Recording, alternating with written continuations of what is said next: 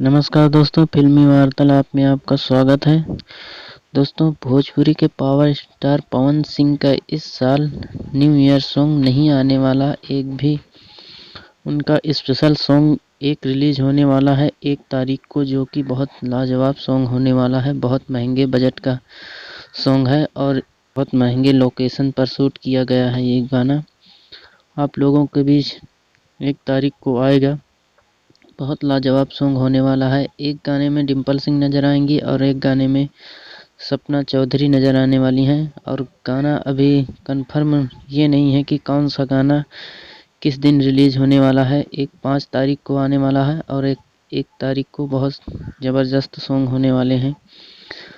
दोस्तों, उनके कई सारे गाने की रिकॉर्डिंग कंप्लीट कर ली गई है और कुछ गानों की रिकॉर्डिंग अभी दिल्ली में शुरू है, जो कि बहुत जल्द आप लोगों के बीच एक एक करके रिलीज डेट कंफर्म कर दी जाएगी और आप लोगों को बहुत जल्द सुनने को मिलेगा।